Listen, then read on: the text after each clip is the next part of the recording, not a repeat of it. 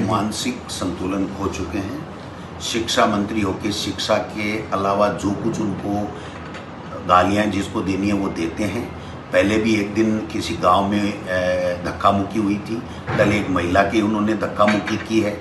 अगर ऐसे शिक्षा मंत्री हैं बीजेपी में तो मैं समझता हूं कि अब शिक्षा का क्या हाल होगा, हमारे बच्चों का क्या हाल होगा, ये देखने वाली बात है। मैं उन दोनों बयानों का मैंने मेरे वकील को दिया है।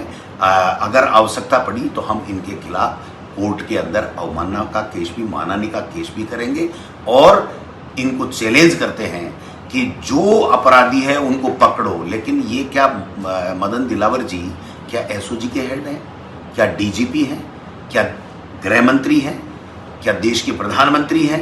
ये किस हैसियत से बकवास कर रहे हैं?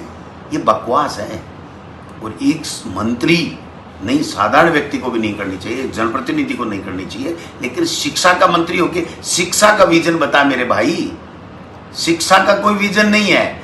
वो जेल जाएगा, महिला के धक्का दे दो, किसी को पैर तोड़ने की नसीहत दे दो, माता को हाथ जोड़ करके किसी को कुछ कह दो, जो नरेंद्र मोदी को वोट नहीं देगा वो राम का हत्यारा होगा, इस तरीके का बयान देना मैं समझता हूं कि शायद मानसिक संतुलन वो खो चुके हैं और उनसे विभाग तो संभल ही नहीं रहा है। बाकी ऐसे जनप्रतिनिधि अगर भारतीय जनता पार्टी में मंत्री बने हुए हैं और शिक्षा जैसा महकमा है, ये हमारे प्रदेश के लिए शर्म की बात है। हमारा सबका सर झुक रहा है। शिक्षा मंत्री घनश्याम तिवारी भी रहे हैं, शिक्षा मंत्री कमला जी भी रहे, शिक्षा मंत्री कालीचरण सराफ भी रहे, शिक्षा मंत्री डॉक्टर सीपी जोशी जी भी रहे, शिक्षा मंत्री 2 साल मैं भी रहा हूँ। भाई साहब आप बताइए, इस तरीके की बातें करते हैं। क्या उत्तर प्रदेश में पेपर लीक हुआ है तो क्या योगी जेल जाएंगे?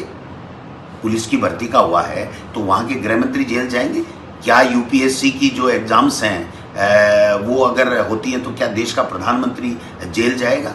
क्या गुजरात में पेपर लीक हो रहे हैं तो वहाँ के मंत्री और वो जेल जाएंगे? ये कहाँ की बातें हैं? ये चर्चा में बने रहना चाहते हैं। मानसिक संतुलन उनका ठीक नहीं है, इसलिए उनको डॉक्टर को दिखाना चाहिए, ऐसा मैं कहना चाहूँगा।